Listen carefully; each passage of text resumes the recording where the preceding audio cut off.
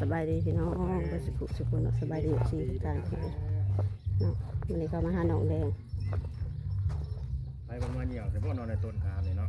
อุ้ยไปชิมาเยี่ยมผู้ไปนั่งผู้ไปนั่งข้างหน้าผู้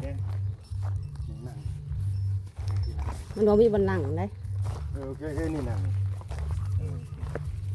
สภาพเขานะทุกคนหากระตื่นแต่นอนเลยแหละหรือได้หรือบ่ได้นอนสบายดีปะลุงดูสบายดีปะลุงเป็นแต่สงสารในมอนี่ก็ดีเหตุจังใดละบาทเนี่ยมันจะเป็นคลิปชุดถ่ายบ่ที่เขามาในนี้จะคิดเป็นแนวใดบ่ยังเป็นอยู่บ่นั่นนะยังคันอยู่เศร้าแล้วเศร้าแล้วก็คือมันเหนียวแต่ว่ามันเหนียวในต้นคามเลยแกงคือเป็นขาอยู่นะเอ้าขี้ฝุ่นเลยบ่ได้คอยบ่ได้คอยอาบน้ำนะมันก็มีฝุ่นในยังน้อยแหละเรือมองเท้านี่มันนั่นถึกหน้าเรื่องของเรื่องนี่น้องแดงนี่เด้อแม่หักของน้องแดงนี่ที่ว่าฝากเงินมาให้บ่าวลาวนี่ซื้อแบะนี่แล้วเขาก็ถามรายเถื่อรายที่แล้วถามทั้งตัวน้องเพิ่นนี่ว่าสิเอาแบะบ่หรือสิเอาเงินทั้งน้องเพิ่นก็ว่าอยากได้เงินเลยพี่น้องเอ้ย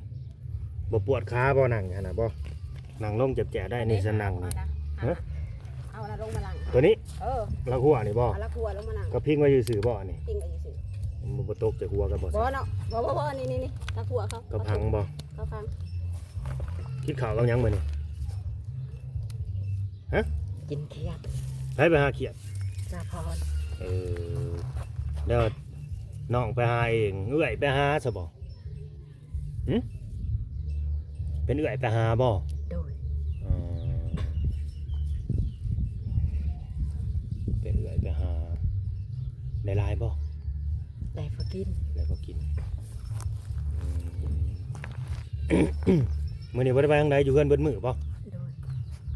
เอื้อยมาหาน่ะเมื่อแต่เฮิงแล้วโดยมื้อนี้บ่ได้ไปทางใดอยู่เฮือนเบิดมื้อว่าซั่นพี่น้องเอ้ยมื้อนี้สงสัยน้องแดงสิมีข่าวดีเด้อมื้อนี้เด้อบุญสิหล่นทับบ่หรือว่าจังใดอันนี้ก็ดีเนาะ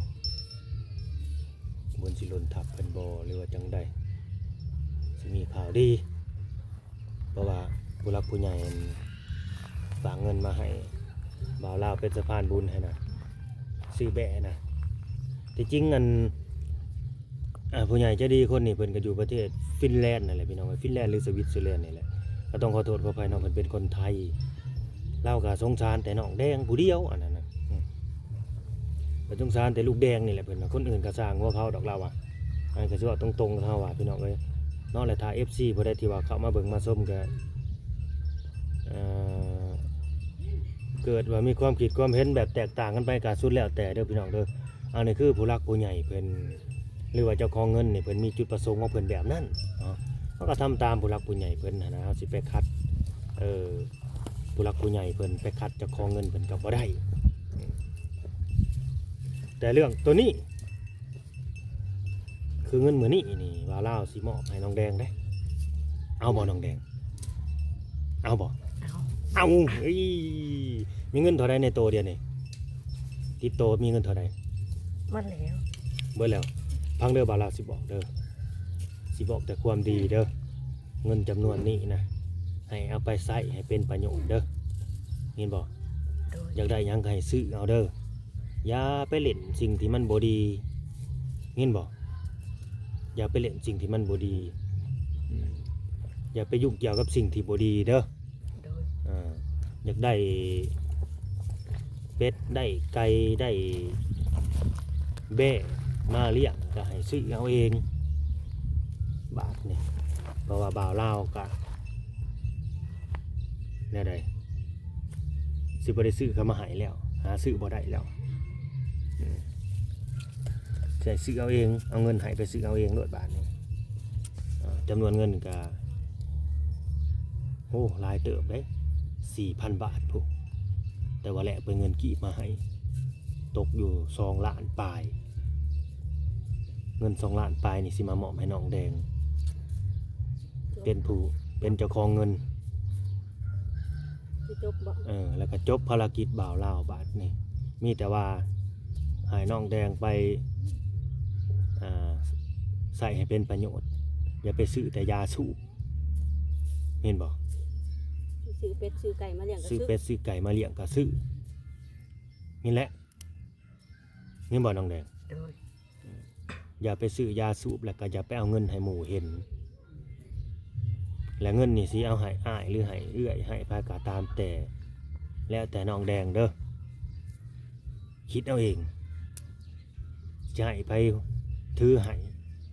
ฝากไว้นำภัยก็แล้วแต่อันนี้บ่าวลาวบ่ได้ว่าบ่ต้องให้เด้อผู้นั้นผู้นี้สิบ่เว้าแล้วแต่น้องแดงเพราะมันเป็นเงินของน้องแดงแล้ว เขาสิมาบอกน้ำหลังอีก แล้วแต่น้องแดงเพราะมันเป็นเงินน้องแดงแล้วน้องแดงสิให้ไปมันก็สิทธิ์ของน้อง เด้อ บ่ให้ก็แล้วแต่ หรือสิให้บ่ให้ก็แล้วแต่ก็ได้นั่นซะ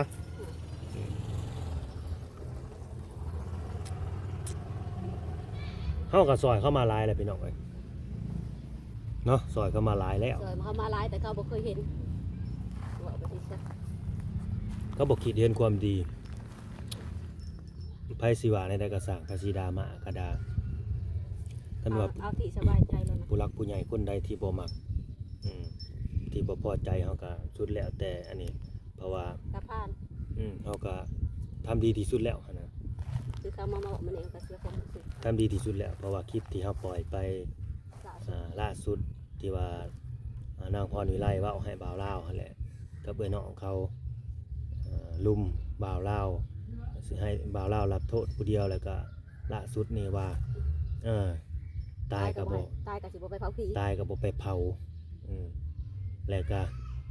ว่าเฮานี่ว่าเป็นอย่างซั่นอย่างซี่ มาสั่งมาสอนเขา เฮามาสั่งมาสอนเขาเฮาบ่ได้เลี้ยงเขาใหญ่มาแบบนี้เพื่อนนี่อยากได้ก็เอาไปเพราะว่าเราแบบนี้เฮาก็เลยเสียความรู้สึกตรงนี้บ่แม่นแต่เฮาเสียความรู้สึกผู้รักผู้ใหญ่ใจดีที่เพิ่นได้เบิ่งได้ชมที่เพิ่นซอยเข้ามาเพิ่นก็สิบ่ต่างหยังจากเฮาดอกก็สิเสียความรู้สึกคือกันว่าเป็นหยังต้องเว้าแบบนี้ต้องเป็นแบบนี้ คันสิว่าเขาบ่ได้เรียนมันก็บ่แม่นดอก คือน้องแดงนี่มันบ่ฮู้หยังดอกพี่น้องเอ้ยนี่ก็ดิว่าหูซ้ายมันก็ทะลุหูขวาพุ่นแหละ ขนาดใจว่าน้ำจะฟังอยู่ ฟังอยู่นี่แดง จะต้องถาม ฟังอยู่บ่บางงามฟังอยู่อ้ายโตมาอยู่บ่นี่ บ่ได้มา บ่ได้มาจังมื้อเลย ไปจากมือเลย ไปจังมื้อเลย ที่มือเข้ามาก็เจอสองมือ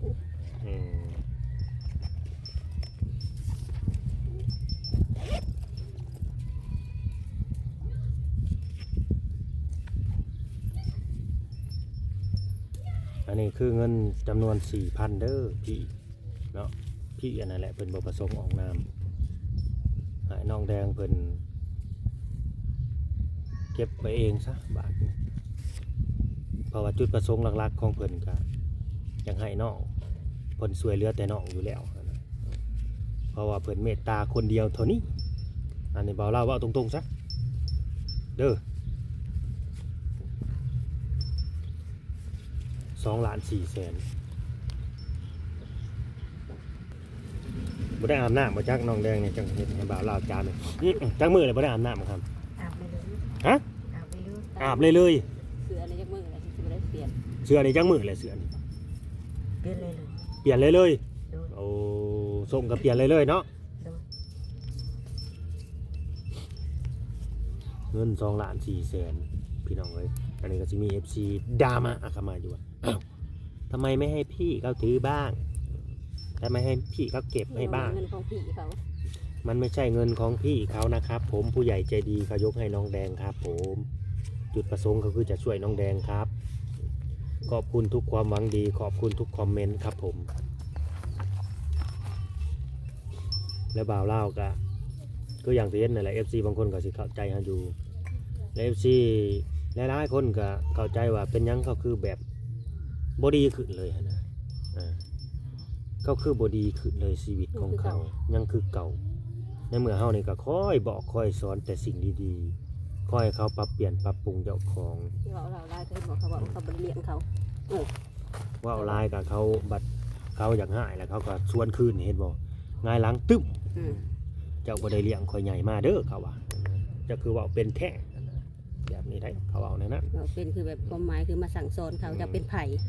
จะบ่ได้เลี้ยงข่อยนี่แหละความหมายของเขา สิเป็นจังสั้น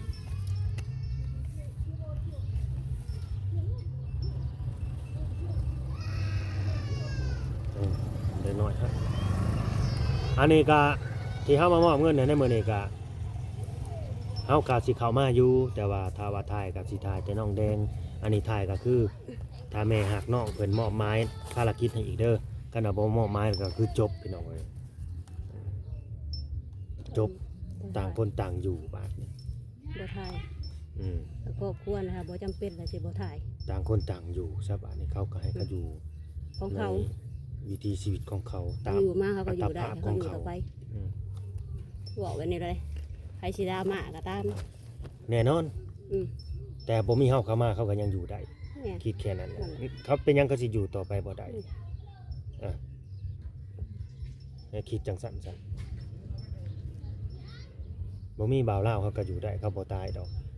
เนาะใส่เขาสิอยู่มาฮอด ใช่ไหม คู่มื้อนี่ ก็ บ่ คือคำเว่าเขาอะไรเห็นบอกของเขามาเสือกของเขา เขาสิอยู่มาฮอดคู่มื้อนี่บ่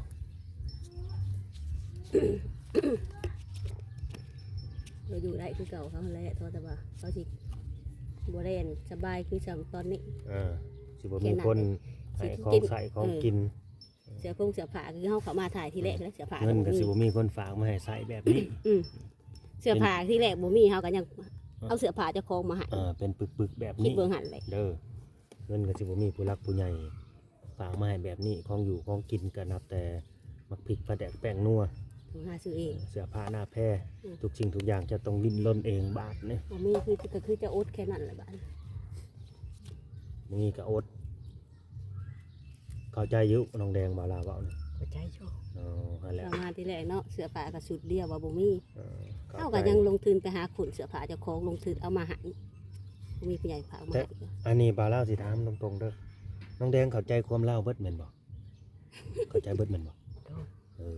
และแปลได้บ่แปลได้บ่สิเปิดคลิปเสียงให้ฟังแล้วให้น้องแปลลองเบิ่งเด้อสิให้แปลให้เบิ่งเด้อให้แปลให้บ่าวลาวฟังเด้อว่า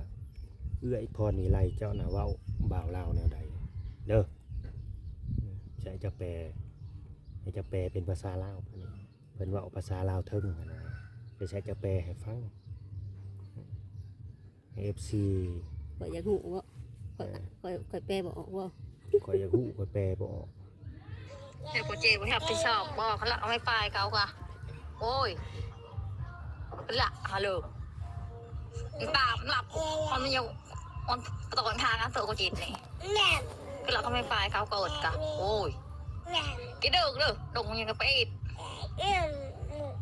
ละคือตาเตะดิเน่ามันไม่ไปกันไกลกะฮะตาเตะตาวันไหนโยกเตาอ่ะก็เราไม่อดชำนายกันดิตินไม่ยาบ้าเจ๊bịปืดบ่ฮะก็ละว้าวเกิดกะ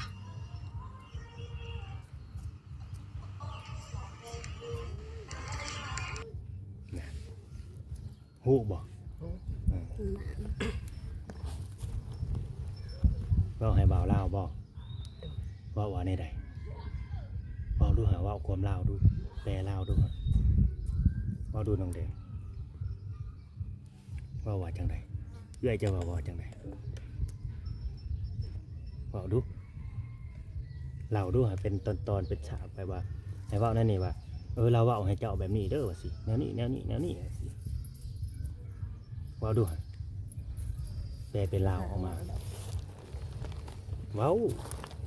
น้องเพิ่นสิเว้าดูเขาไว้ได้เว้าแล้วก็สิให้เงิน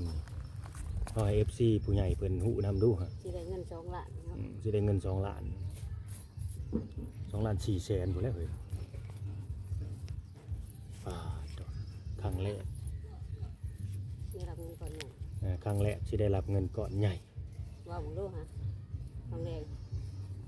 กล้าบ่กล้าว่าบ่ ก่อนสิได้รับเงินก้อนใหญ่ลองเว้าเบิ่งดู บ่เว้าอีกเลย น้องเขา เอื้อยน้องเขาแหละเขาบ่เว้าอีกอย่างหนึงน้องแดงนี่อาจจะญาติเอื้อยหายญาติเอื้อยหายบ่เว้าอะไรบ่าวเล่าสิเสลยบาดเพิ่นว่าตายก็สิบ่ไปเผาแม่นบ่ โดย และเจ้าก็บ่ได้เลี้ยงข่อยใหญ่มาแม่นบ่ แม่น คือว่าเป็นแท้เพื่อนนี่ก็จังได้ก็มาเอาไปโลดแม่นบ่ แม่น เป็นว่าแบบนี้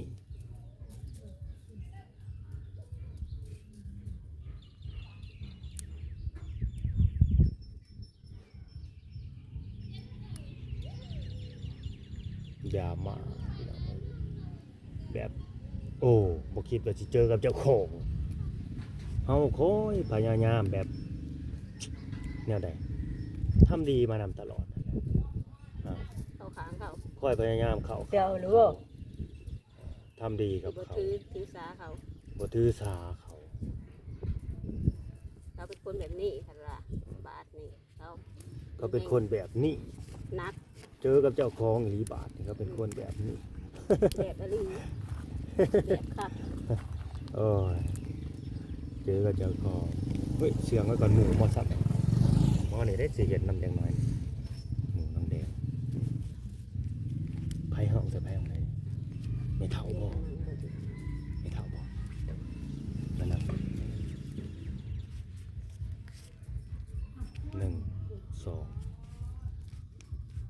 2บ่อะไรสิเอาให้ซะพี่น้องเอ้ย กูไปนั่ง ฮะ ไปกู ให้เขาไปนั่งนำบ่ เออ นี่นั่ง สิไปเท่ นั่งลงเสียเงิน อะไร นั่งหันหน้าใส่พุทธิ บอกให้สิให้ไปนั่งน้ำไปสินั่งหันหลังใส่บาท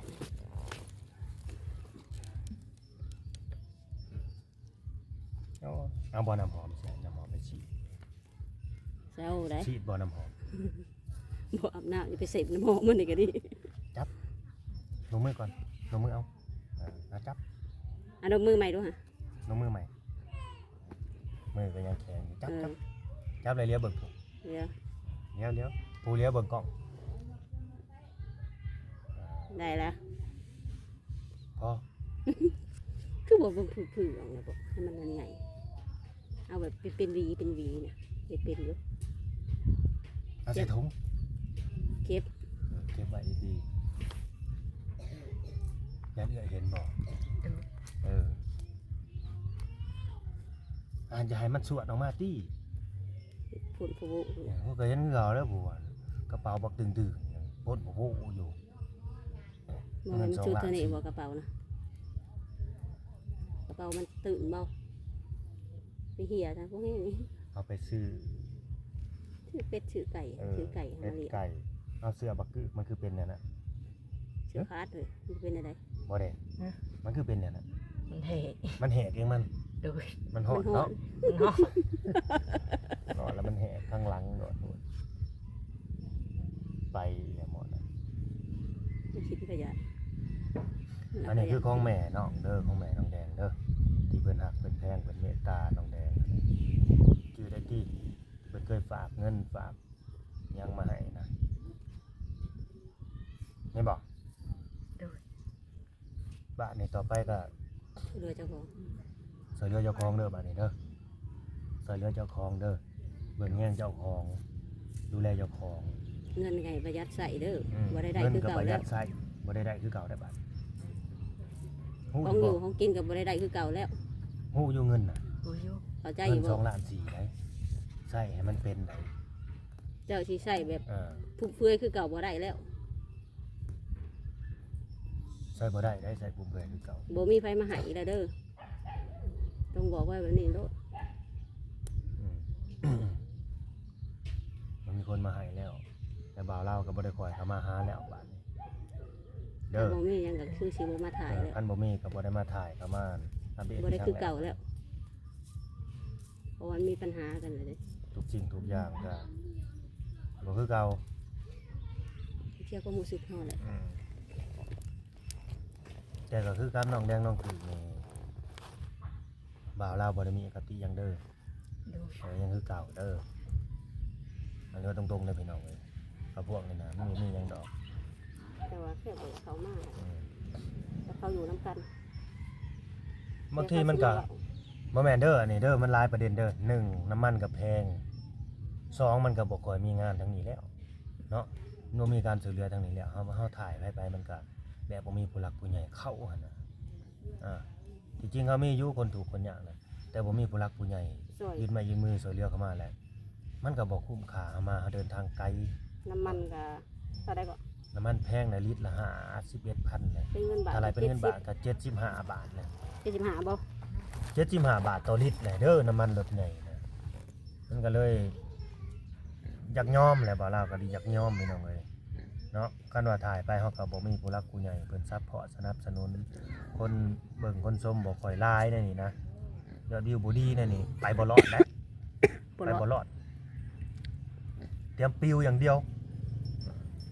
ที่มาได้หลักๆแบบเดือนละ100นี่ก็บ่รอด เดือนละ100เหรียญ200เหรียญนี่ บ่รอด บ่พอฮอดค่าน้ำมัน ค่าน้ำมันนี่ประมาณอาทิตย์หนึงก็2ล้านเลยฮอดอยู่บ่หรือว่ามันฮอด บ่ อยู่ ได้ บ่ พอได้ทิศ1 บ่ 2 พอ ล้าน อั นะ นนี้ ประมาณทิศละ3ล้านพุ่นเด้อน้ำมันตอนนี้เด้อหาสิเติมน้ำมันตอนนี้นะทิศหนึ่งนี่สิลงทุนอยู่3ล้านกี่เติมน้ำมันอย่างเดียว 3ล้านก็เป็นเงินบาทก็เท่าไหร่ 3ล้านเป็นเงินบาทก็4,500อาทิตย์ละ4,500นะจะสิไหวบ่เติมน้ำมัน4,500 บาทนะ4,500 บาทหรือไล่ไป5,000 บาทเลยแบบนี้นะจะสิไหวบ่ บ่มีไป เพราะว่าน้ำมันมันแพงยังว่าอยู่ลาวน อกจาก เออ คนมีเงินนี่ คนมีเงินแล้วบ่มี อ่า บ่มีภาระหยังแหน่ได้คือเฮานี่บ่ไหวดอกพี่น้องเอ้ย ลูกส่งลูกเรียนนี่ก็2คน ต่อไปในบางที่นี่ก็น่าสิได้ขี่รถจักรนั่นแหละถ้าว่าวันธรรมดาวันเสาร์อาทิตย์ วัน น่าจะ เสาร์ ได้ อา อ ทิ อก ตย์ มาถ่ายเนาะแต่วัน ธรรมดานี่ วันนั้นลูก ขี่รถจักรบ่ได้ เข้าโรงเรียนนี่ต้องได้ขี่รถใหญ่นั่นแหละ สิแม่นก็ต้องได้บืนเพราะว่าลูก2คนได้มาส่งอยู่ โรงเรียนคันสิเอารถจักรมาก็บ่ได้ เนี่ยลงมือขึ้นขอบคุณแม่ครับเพิ่นลงมือขึ้นสิพาเว้าเนี่ยเดี๋ยวเบังกล้องขอบคุณ กับคุณ แม่ฮัก แม่ฮัก ที่ฝากเงินมา แม่ฮักฝากเงินมาให้ ให้อยู่ดีมีแห้ง อยู่ดีมีแห้ง ให้ร่ำให้รวย ให้รับให้ด้วย ให้สุขภาพเข้มแข็ง สุขภาพแข็งแรง ให้เจริญเจริญเด้อ เจริญเด้อ ท่านมื้อเช้าให้ไล่ข้าวมื้อแรง ให้เข้าแป้งเข้ามาเลย โดยซื้อเลขก็ให้รวยซื้อหวยก็ให้ถือ ชีวิตเพื่อ ตามมาเลย สาธุเนาะ สิแม่ว่า สบายดีก่อนบัดนี้สบายดีเลิศมันยาวเลยเนาะโอเค แม่น ไปบัดนี้น้องแดงไป ขึ้นแล้วบ่ อืม